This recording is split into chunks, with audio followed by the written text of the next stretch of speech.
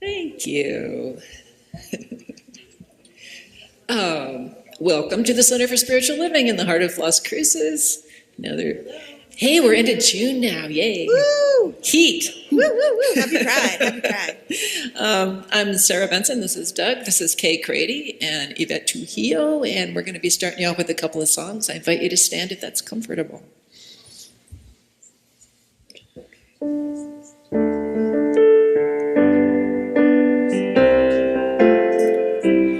How could anyone ever tell you were anything less than beautiful? How could anyone ever tell you were less than whole? How could anyone fail to notice that your loving is a miracle? How deeply you're connected to my soul.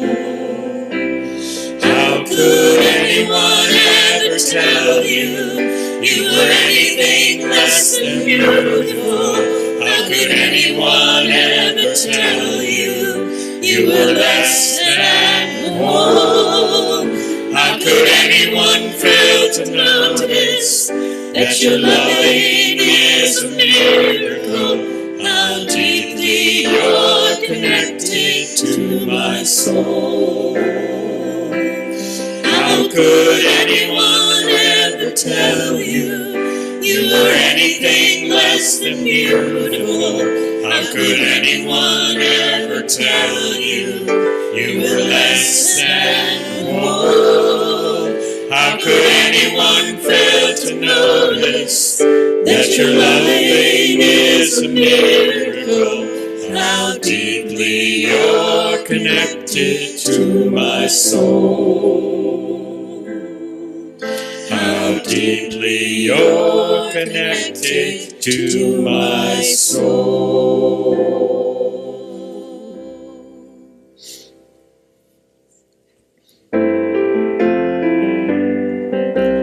I see joy, I see peace, I see goodness surrounding me. I see love in every breath I breathe. I see God in everything. I see happiness, I see freedom, I see the beauty that lives in me. I see perfection in what life brings. I see God in everything. I feel joy, I feel peace, I feel goodness surrounding me. I feel love in every breath I breathe. I feel God in everything. I feel happiness, I feel freedom, I feel the beauty that lives in me. I feel perfection in what life brings. I feel God in everything. I know joy, I know peace, I know goodness surrounding me. I know love in every breath I breathe. I know God in everything. I know happiness, I know freedom. I know the beauty that lives in me. I know perfection in what life brings. I know God in everything. I know God in everything.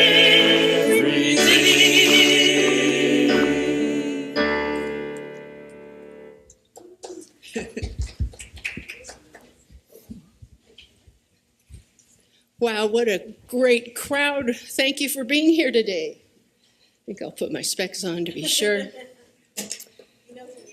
Well, these are just for the details. You, I can see with extreme clarity and love. Oh, I'm Judy Hunt, your practitioner today. Thank you. I welcome everyone to the Center for Spiritual Living in the heart of Las Cruces, where our vision is a world in loving partnership for the good of all. A special welcome to anyone visiting us for the first time, and I think there are a few. We have awesome packets and we'll get them for you. And we have certificates to the bookstore and a special place you can sign up to be on our email list, because it's the email that tells you everything that's happening here, which is a lot. The email goes on, but give it patience. It does go on and on. Oh, here's another one. Good. Way to go. Thank you, Carrie. There we go. Oh, and hello to everyone joining us online. That's such a wonderful opportunity. You can be here and don't have to get out in your Sunday clothes. So I really know that's a nice thing. So thank you for being here. And also you can watch us on YouTube later. And be sure and read the newsletter. Yeah, all right. Okay. And we are looking for people to not help Bob, but learn from Bob how to, well, so that he can have some time off, for heaven's sake. So that, and I think I have been taught by him on computer stuff. He speaks in a language I can handle, which means probably you can too. So this is a good trainer, and I don't think it's super complicated, but we do need some volunteers for backup for him. So think about that and let him know, okay? All right. Gesture to Bob, yes. Some of this is intuitive, but... You never know. So we are a community that believes in the power of prayer, and we use it all the time. Not just daily, many times daily. So that's who we are, that's what we teach, and that's what we provide. We have a wonderful prayer circle that meets every week of 4 or 4.5, say, because Unity of El Paso joins us. Bunch of people, ministers and practitioners, praying with you on your requests. And so the way to make those requests are the forms on the back of the chair in front of you. Anything at all that is hampering your thoughts, that's maybe holding you in a loop you don't want to stay in. Put it on that card and we will pray with you. So please do that. We also have gratitude forms. We'd love for you to let us know that Spirit is active in your life and how things are working out. So it's a wonderful thing. Be sure and do it. And now it's time for song, silence, and prayer.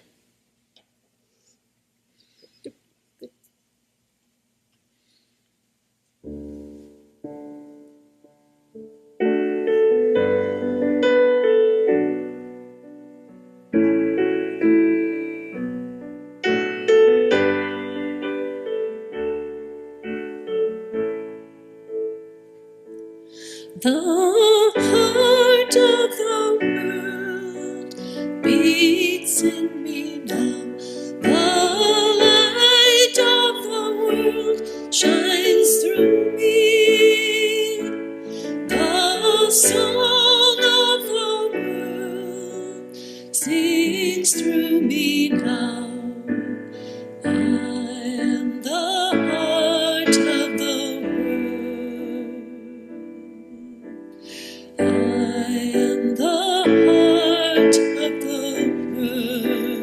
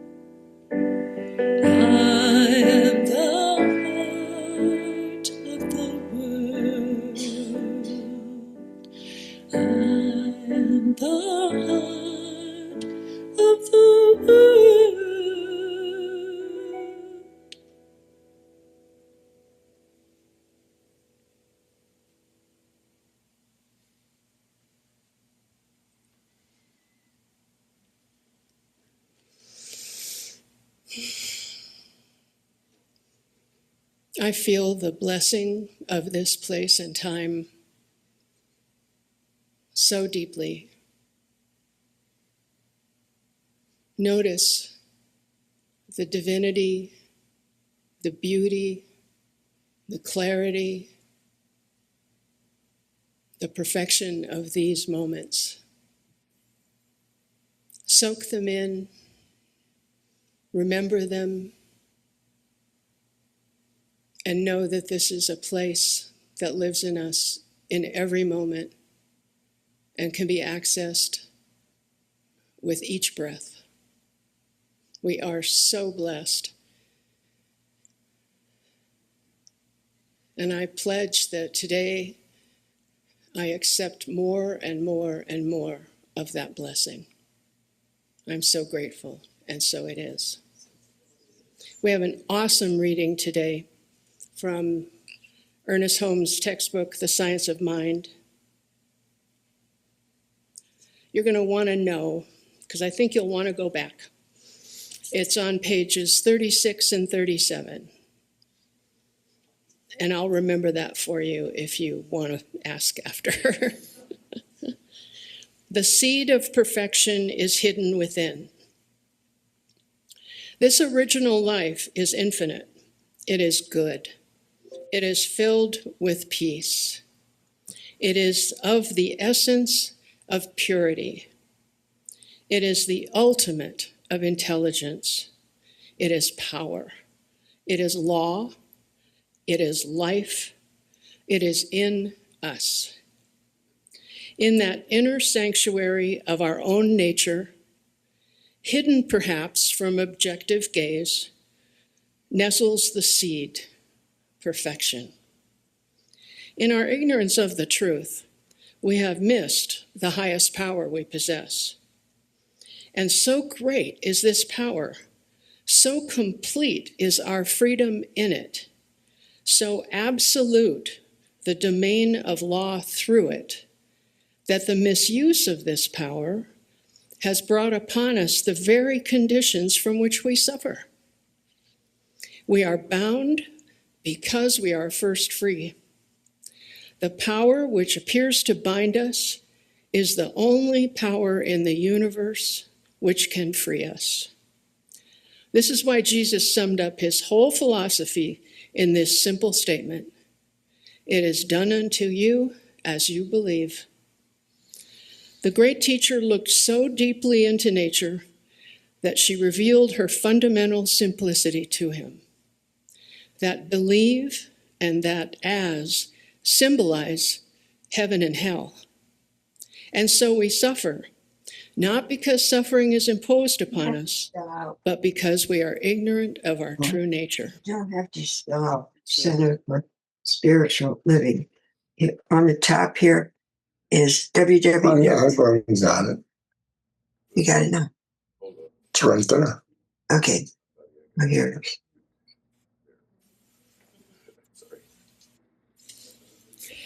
Again, this is Kate Grady, ukulele player, awesomeness.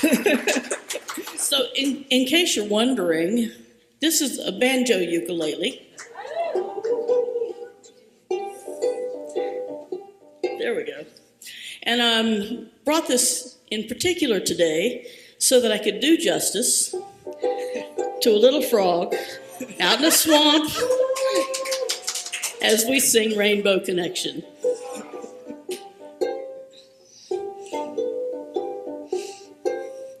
Why are there so many songs about rainbows?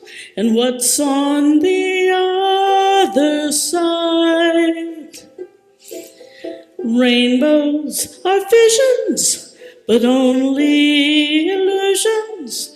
And rainbows have nothing to hide. So we've been told, and some choose to believe it.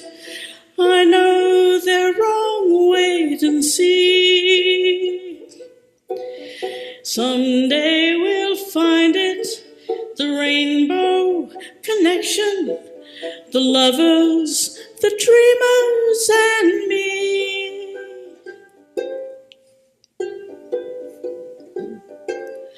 Who says that every wish will be heard and answered when wished on the morning star? Somebody thought of that and someone believed it. Look what it's done so far. What's so amazing that keeps us stargazing? And what do we think we might see? Someday we'll find it, the rainbow connection, the lovers, the dreamers, and me. All of us under its spell, we know that it's probably magic. Have you been half asleep and have you heard voices? I've heard them calling my name. Is this the sweet sound that called the young sailors? The voice might be one and the same. I've heard it too many times to ignore it. It's something that I'm supposed to be. Someday we'll find it, the rainbow connection, the lovers, the dreamers, and me. La da da dee da da do, da da da da da dee da do.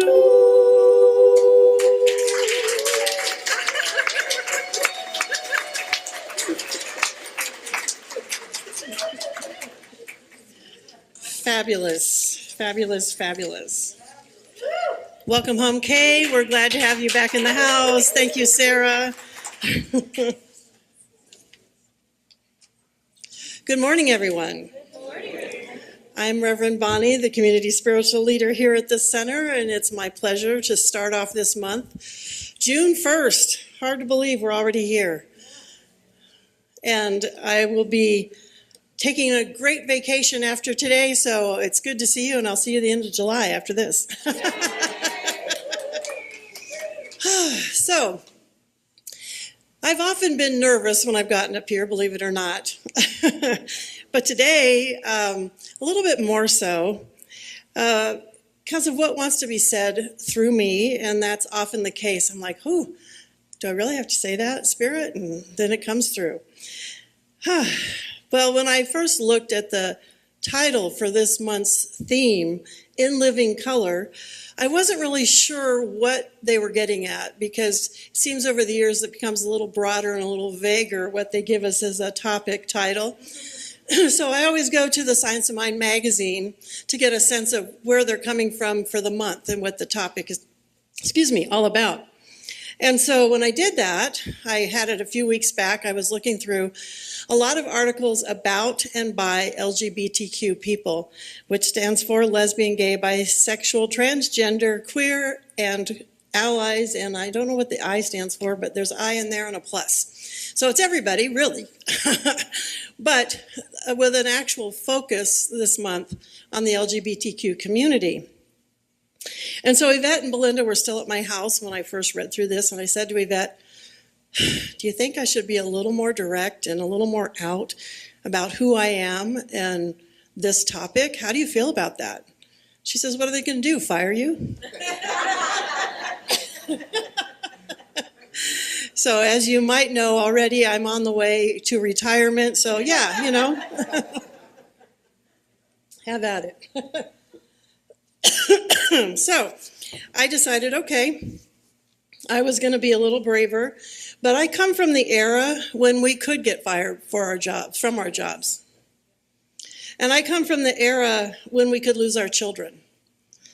And when we got booted out of our housing just for being lesbian or gay or bisexual or transgender. So I think the fear and the discomfort still rides on my back. I feel it. It makes me cautious. It makes me a little more careful about how I say things and what I say. And last week, Yvette was wrapping up our May topic of raise your voice, and she was sharing how we tend to lie not because we want to lie, but we lie from that place of fear, that place of covering things up, or as I see it, sort of bending the truth a little bit. So who we are becomes a little vague to the people we're speaking to. I would often refer to a roommate when I was really talking about someone I was in a committed relationship with. And I would often skirt around using any gender-related pronouns so that they wouldn't know that it was a woman I was living with. Sometimes I would even substitute he instead of she to just cover the whole thing up. And I would do this. So, of course, that's a lie. That's feeling, I always felt like I was living a lie. And, of course, my parents raised me not to lie. So it felt terrible. But it was being done out of a space of feeling what was safer for me. I did want to fit in. I wanted to belong. But I think the number one thing was I wanted to feel safe. I wanted my livelihood to be safe, my job, my housing, like I said. And then when I went to adopt my son, that was a biggie, because I was a single woman, and I didn't want to let them know anything that would cause them to not let me adopt my son. So we, the night before the home study was going to take place, we created a room that was my roommate's room that hadn't been there before. We put a bed in there. We took all the pictures of us together down and hid them literally in the closet.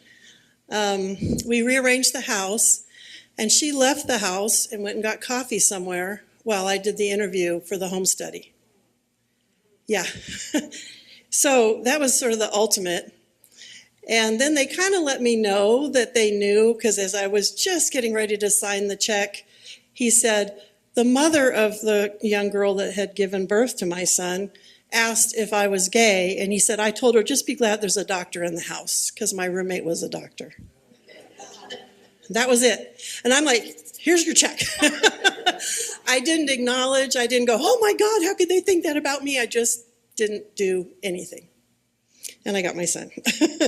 But being discreet, as I thought of it, covering up, was a way of life, has been a way of life.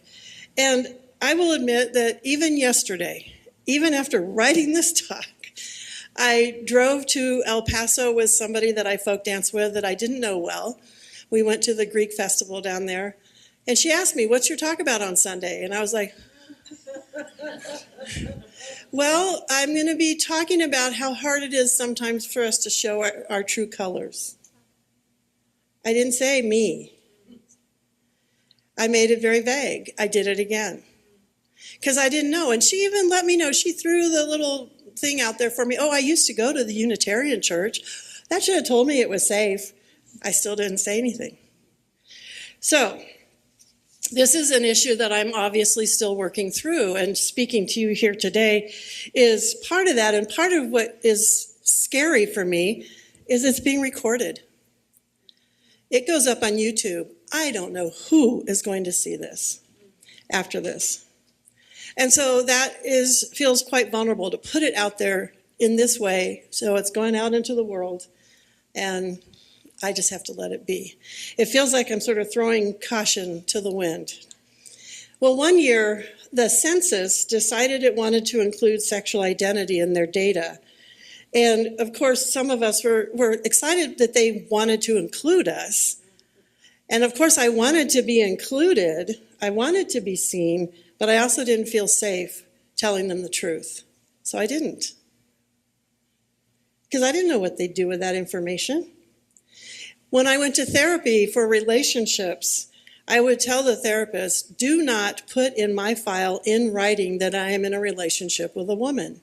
I do not want it in a file anywhere that could be found. And in 2012, when gay marriage became legal, I didn't feel it was real. It just felt like, how could this be? I went my whole life thinking this would never happen. And I will admit, I didn't, and I still don't feel safe in it. I don't feel that it's something that could last forever. With the current goings on, I feel like they could take that away from us again. And so I didn't trust it, and I didn't want to engage in it. Although I did help some people get married. And so now when the Science of Mind magazine is in front of me going, hey, your community is telling you it's okay to speak up and it's safe, go ahead and do it. I was like, okay, you know, they're saying be proud, okay. And I want to, and yet, like I said, there's levels of me that are still scared inside, and I will admit that. Even though the first time I went to the Albuquerque Center for Spiritual Living many years ago, I think 2001, somewhere in there, when I heard what was being said, I just loved the teaching. And I went up to my yoga teacher, who happened to be attending, and I said, well, how do these people feel about LGBTQ people? She said, there's nothing, you know, it's no big deal. I'm like, okay. And then I went to Revelations Conference, which was hosted by Agape, and Agape was still part of the centers at that time. Michael Beckwith was speaking from the platform. He said the words lesbian and gay for the first time that I'd ever heard them from the platform in a positive way. He was saying we were included in the whole. We were part of the one, and I was shocked. I was pleasantly blown away. And then I visited this center when it was still the Mastery in Life Center, and Reverend Sandy Scott also said that gay people were part of the whole. And I was like, oh, she said that in Las Cruces. Whoa, how did she get away with that? I was quite amazed that she did that back then. And I saw women in leadership, and I thought, wow, I am home. I've found my way home. And yet I've still walked in discretion. You know, I've still walked in caution, even still. And so when I paneled to be a practitioner, I had started a class at the Holmes Institute the night before up in Albuquerque. Reverend Sandy Scott was on my panel. I didn't know her well at that time, but I'd heard about her. And so she knew, because I had started classes the night before, she knew that I wanted to be a minister. So she straight out asked me, are you going to be out to any board that hires you to be their minister? I was like, okay, is this a trick question?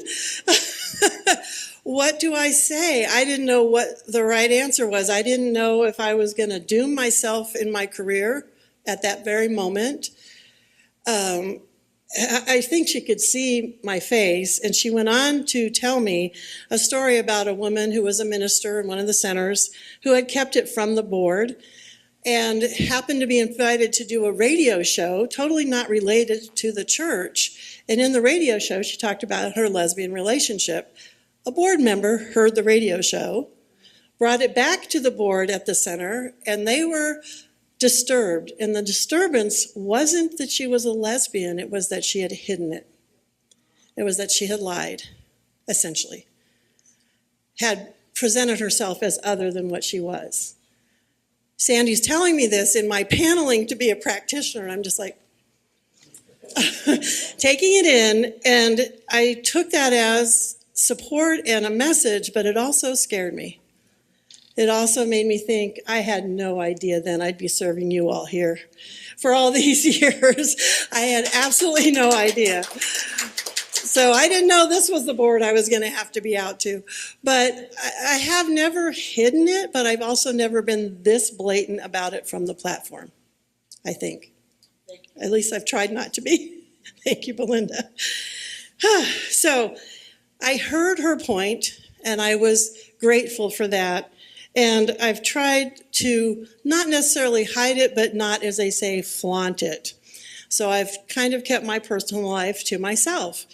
And partly because, as we talked about last week, I wanted to be accepted, I wanted to belong, but I also didn't want that to be the main thing you all knew about me. I wanted to be seen as a whole person. And I didn't want to make people uncomfortable.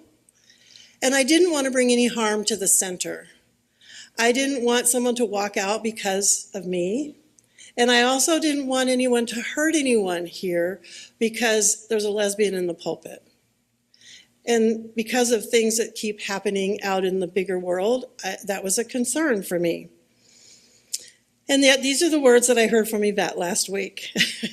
She gets to hear them back to her. Silence doesn't create belonging, it creates separation. Silence may seem like a shelter or protection, but it's a cage. And silence protects the systems that cause the harm. There was a huge intake of breath when she said that last week. I was sitting right out there and I could hear everybody, wow, when she said that.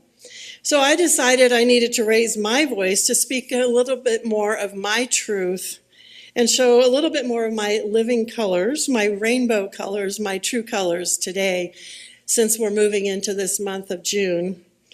And I say rainbow colors because the rainbow has become a symbol for the LGBTQ community. It's hard to get all those out.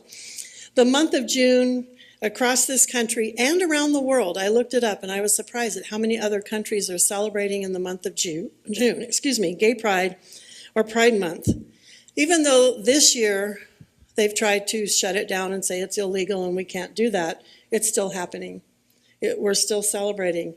And the rainbow has become a symbol because of its diversity of colors, for the fact that there are so many different ways that we express in the world, so many diverse expressions, and it's all within the one. It's beautiful and it's bright, and it's the permission to express in all of our colorfulness, in all the different ways that God wants to express through us.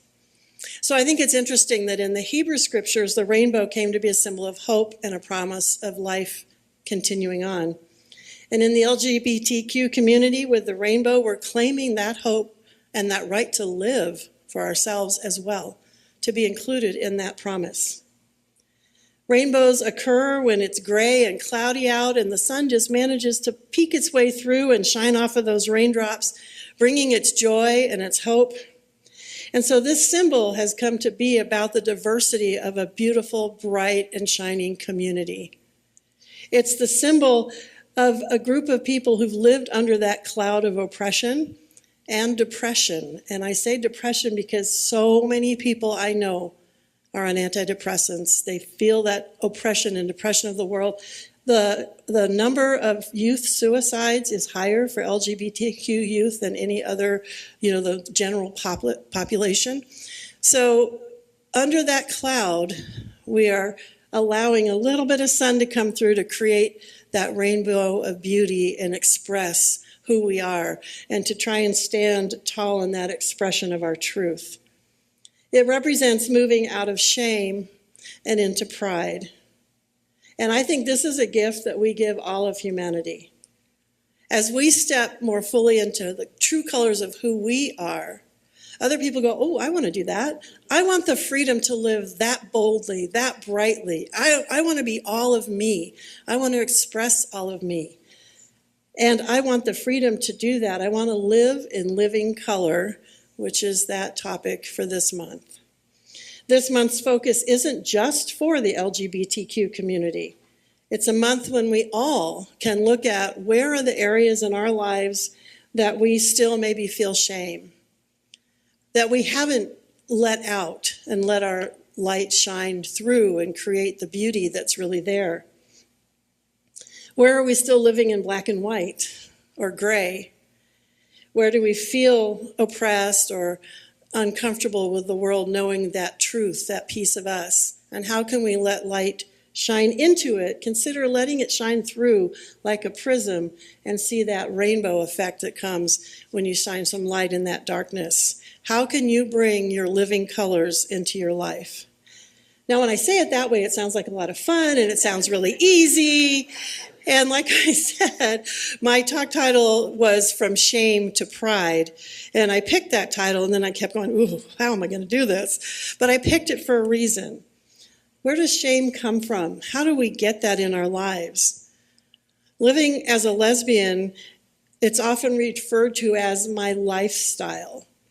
And I picture, when I think of a lifestyle, I picture going down to the mall and going into a store and looking around at all the options and going, I choose this lifestyle. I'm going to be this. And then the shame says, how could you choose that for yourself? How could you do that to your family? How could you choose a life of sin? And part of me kept going, I didn't really choose it. That shame just gets piled on because it's seen as a lifestyle, and the focus is on sex and sexuality. And of course, that's a taboo topic. We don't usually talk about that from up here either.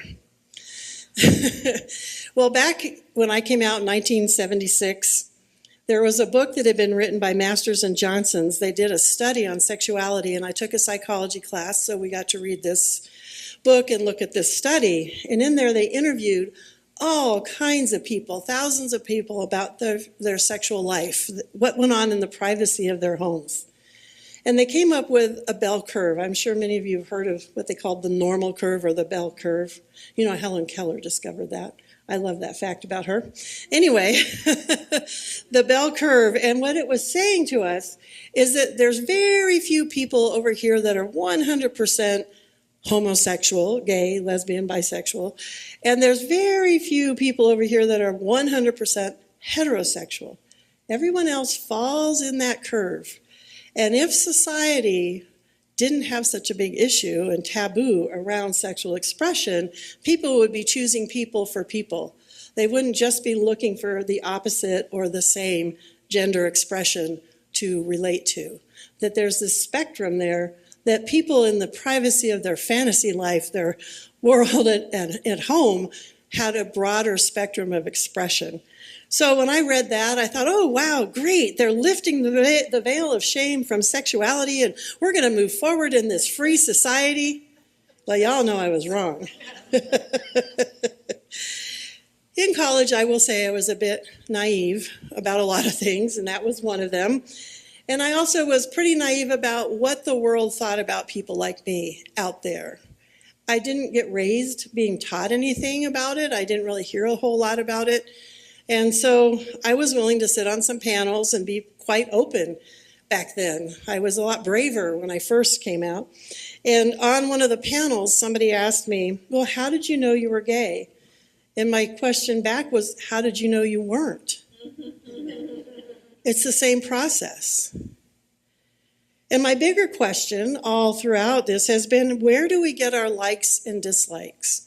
Where do we get what makes us happy, what we feel good with, and what we don't like? How do we choose what colors we like?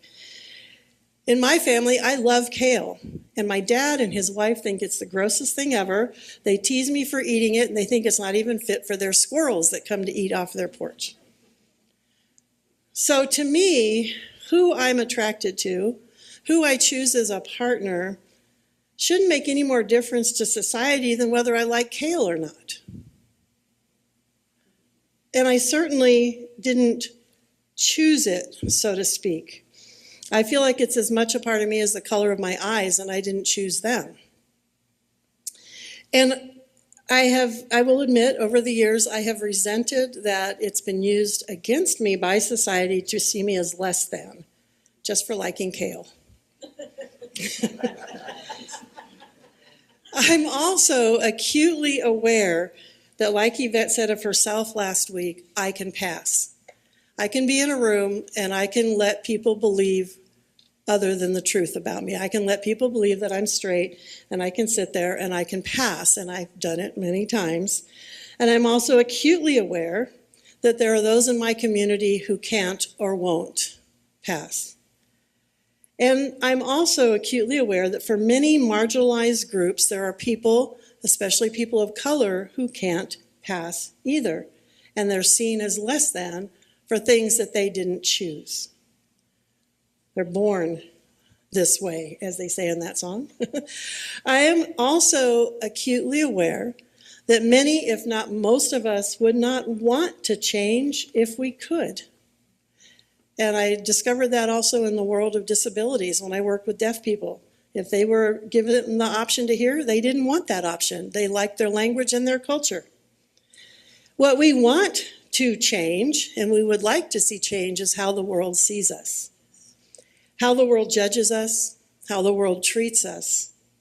And we would like to change those systems that oppress us.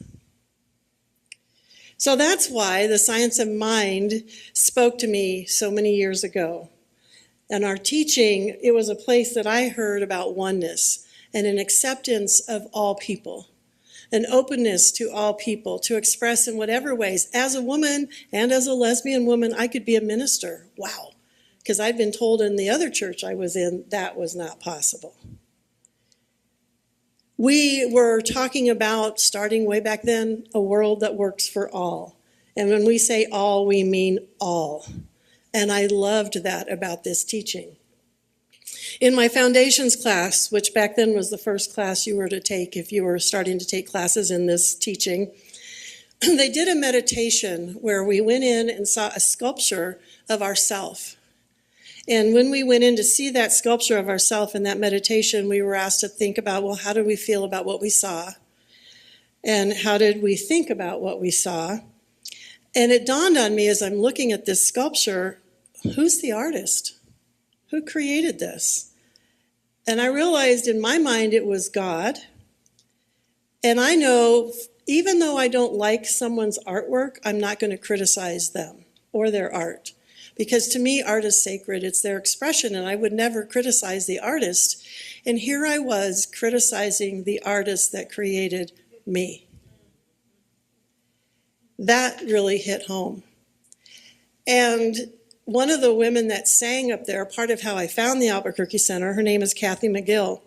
And she sings a song that has the sentence, "I am a work of art signed by God." And those two things came together in my mind, and I realized I am a work of art signed by God, and I will not criticize the artist. Yeah.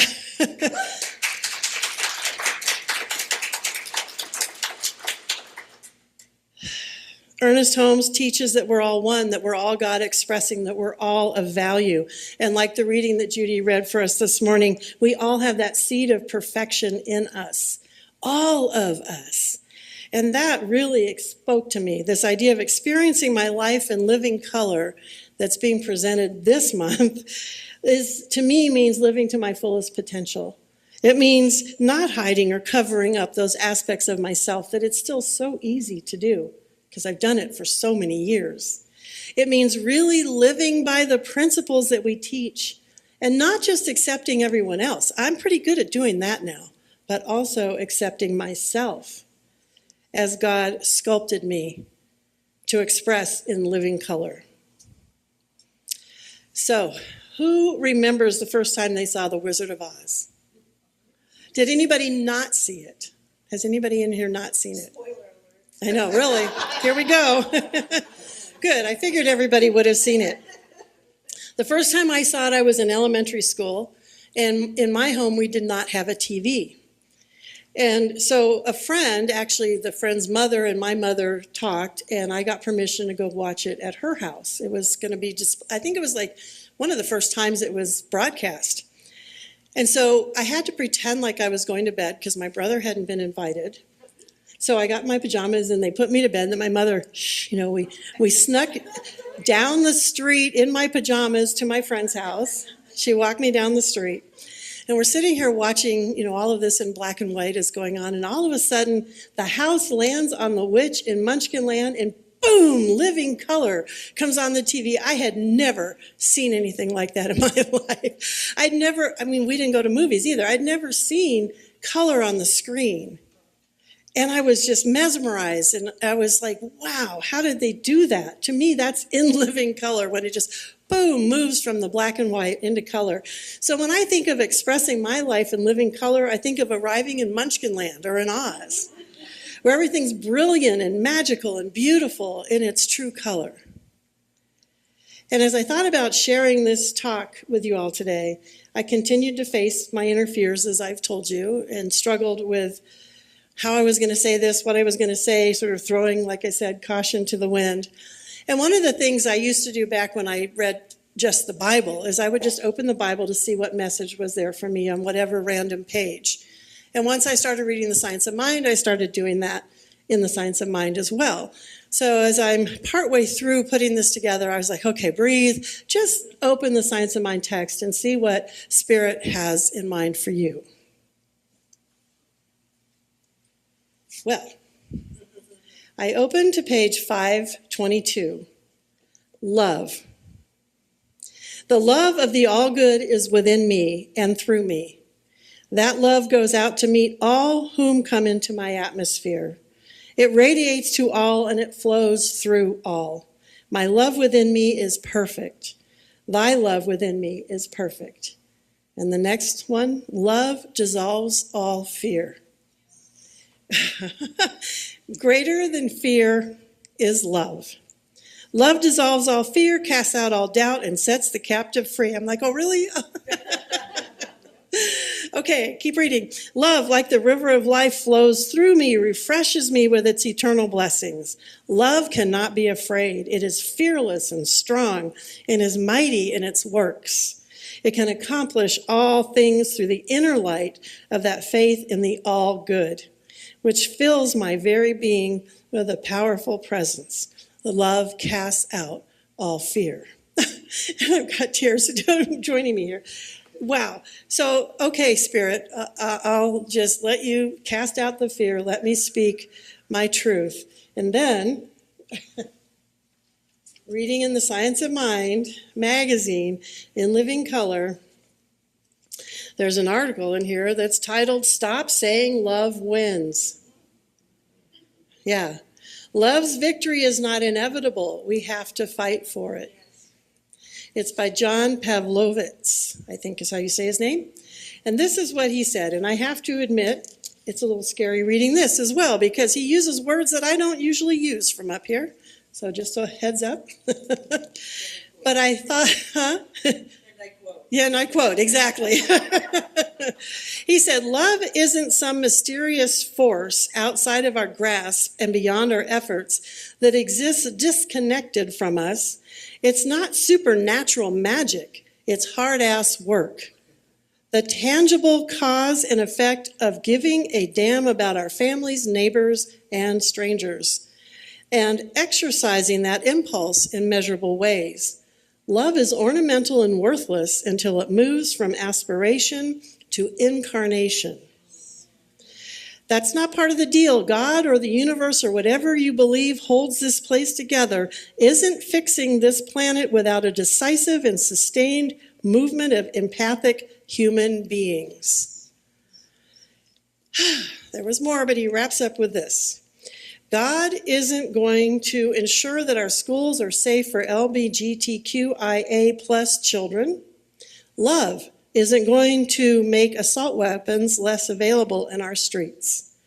Jesus isn't going to secure our elections to prevent wannabe dictators from taking power. Love isn't going to legislate protections for the planet and the poor and the marginalized. God isn't going to swoop in and instantly dismantle the systemic racism still afflicting our nation. Jesus isn't coming to shut down social media disinformation and make our neighbors wiser to Fox fake newsery. Love isn't going to push back against anti-immigration bigotry. Human beings fighting like hell together for the common good are going to do these things, whether we are compelled by love or God or simply by an acute sickness in our stomachs that will not let us rest. It's good to believe in love and in God of that love, but belief isn't enough. Our beliefs need to be embodied for the common good.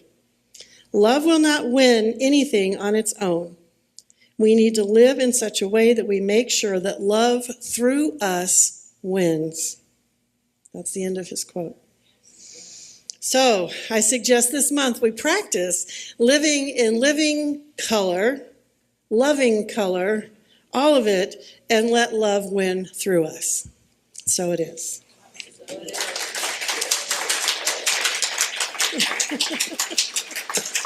Thank you.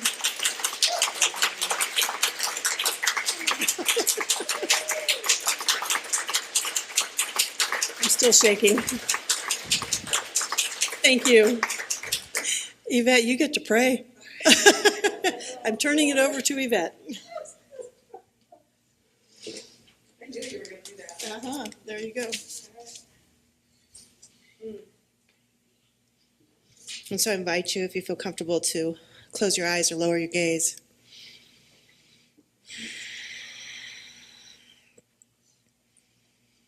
And what I know is that there is that one power and presence that flows through all of life. That it is moving and breathing. It is in the chair beneath our seats. It is the ground beneath our feet. It is the air that we breathe. It is the sun rising this morning. God is all there is. All of creation is an experience of that one life, that one mind, that one power and presence. And as I look out onto the world, and I can see the beauty, the majesty, the magic of life, trees and mountains and green leaves and grass and flowers and sunsets, I know that that beauty, that power, that majesty that flows, that I can see out in the world, is vibrating within me. It is in every thought that I think. It is in blood circulating in my veins. It is at the marrow of my bones. It is in the midst of every thought I have. God is. I am. And as I know this to be true for myself, as I remember the essence of who I am, that majesty, that magic, that beauty, that power, that grace of all that I see around me, flowing and breathing within me, I know this to be true for everyone that can hear my voice. God is. You are.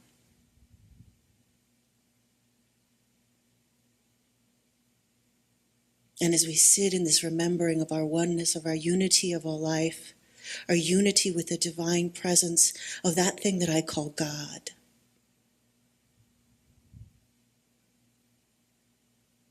I know that what flows and what is calling forward to each of our hearts is that beauty and bounty of life fully revealed and fully expressed.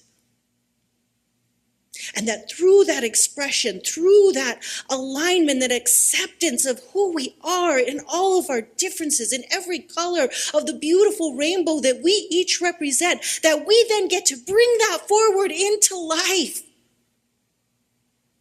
To share ourselves fully with all of creation. And when we do that,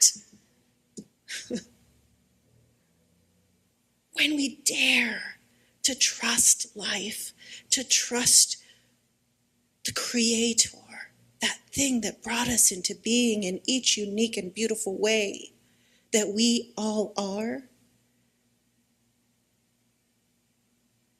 that we are part of the unfolding of greater life, that we contribute the honor and respect of all expressions of that one life that I call God. That we contribute, that we expand the belonging of everyone into this beautiful life. And so I know that this week there is that louder calling upon each of our hearts to show up fully as this masterpiece of the divine that has signed this beautiful creation and your beautiful creation. And together, we set the world free. Together, we manifest the fullness and the glory of this life. And so with great gratitude for this knowing, the knowing that my voice is powerful, that I am co-creating with the one life, with the divine, I joyfully surrender my word. I fling it out, knowing that it comes back, manifest into this beautiful life. Thank you, sweet Spirit, in me. Thank you, divine presence in everyone who can hear my voice. And together we say, and so it is. Amen.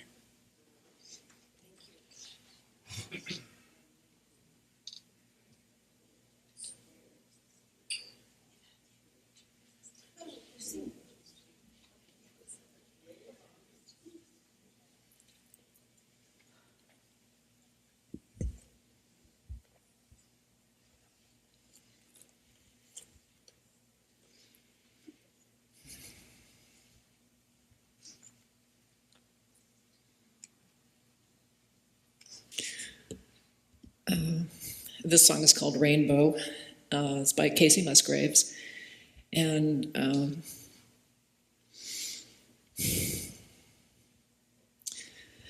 to me, it speaks of just the areas in my life where I've experienced wounding, where I'm just shut down in fear, that I can open up and trust love, trust life, trust beauty, as Yvette just prayed.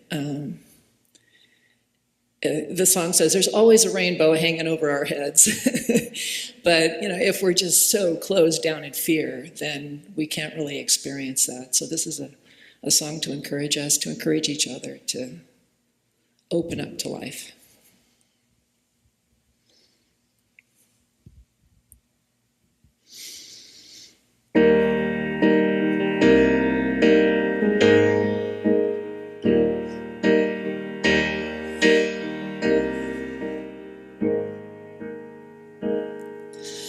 When it rains, it pours, but you didn't even notice. It ain't raining anymore. It's hard to breathe when all you know is the struggle of staying above the rising water line. Well, the skies finally opened. The rain and wind stopped blowing, but you're stuck out in that same old storm again. You hold tight to your umbrella. Well, darling, I'm just trying to tell you that there's always been a rainbow hanging over your head. If you could see what I see, you'd be blinded by the colors, yellow, red, and orange and green, and at least a million others. But tie up the boat, take off your coat, and take a look around. Well, the skies finally opened, the rain and wind stopped blowing, but you're stuck out in that same old storm again. You hold tight to your umbrella. Darling, I'm just trying to tell you that there's always been a rainbow hanging over your head.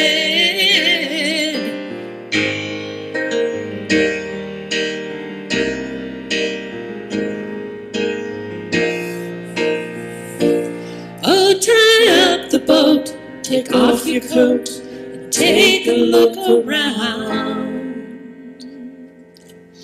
Everything is alright now, 'cause the skies finally opened. The rain and wind stopped blowing, but you're stuck out in that same old storm again. Let go of your umbrella. Darling, I'm just trying to tell you that there's always been a rainbow hanging over your head. Yeah, there's always been a rainbow hanging over your head. Ooh, it'll all be alright, alright.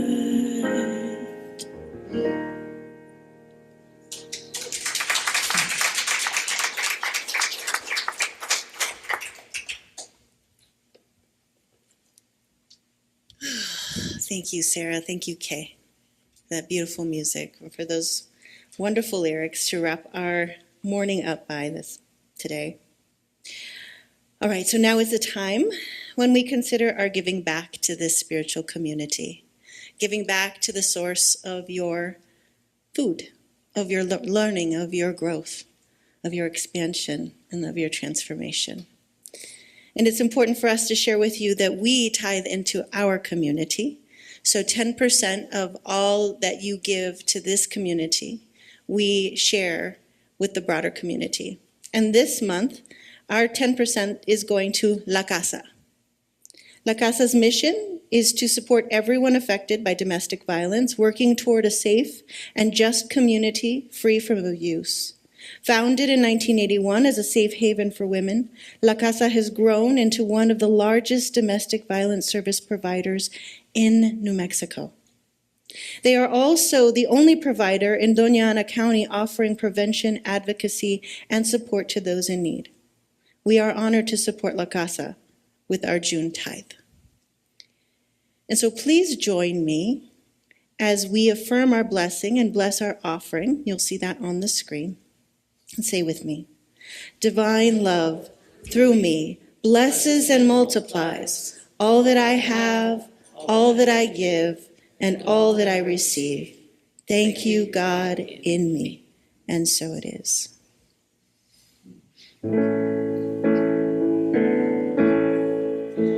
I am so blessed, I am so blessed, I am so grateful for all that I have.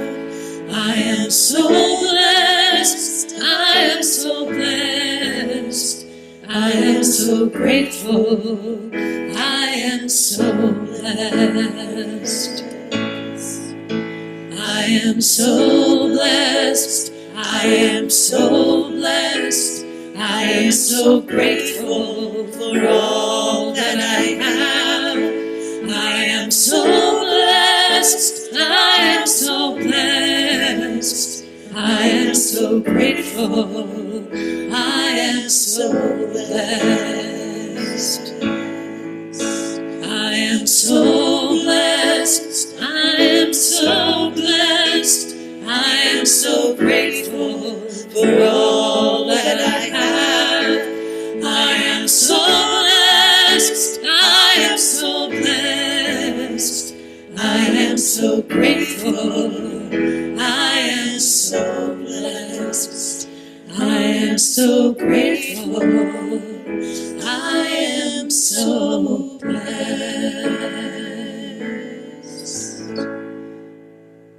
So deep gratitude for the generosity, for the abundance, for the overflow.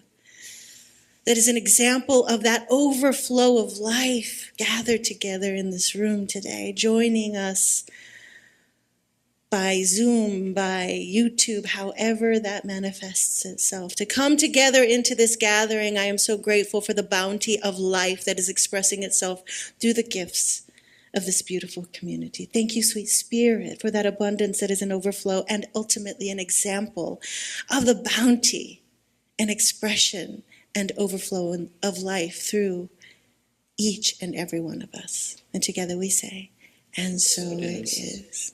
Thank you. And so as we bring our time together to a close, I want to remind you that practitioners are here to sit with you for a mini prayer session. Those of us that are wearing our turquoise stoles, if you want to raise your hand and you're available, look around. Those of us who are available for prayer today, please seek us out. And it is a blessing to us to pray with you. So please invite us and allow us to be blessed by you. And we're going to sing together our closing song. Okay. Let there be peace. Again, I invite you to stand if that's comfortable.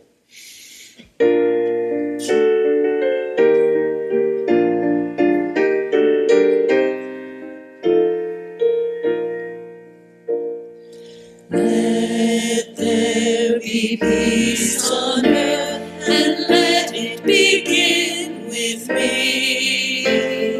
Let there be peace on earth, the peace that was meant to be, with God as our center, family all are we. Let us walk with each other in perfect harmony. Let peace begin with me. Let this be the moment now.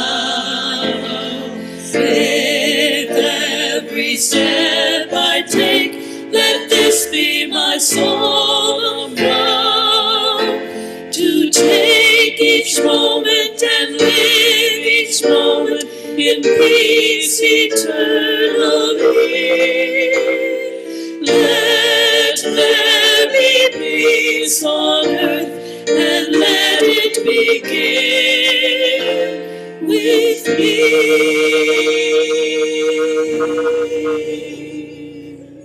Have a beautiful day, everyone. Thank you so much.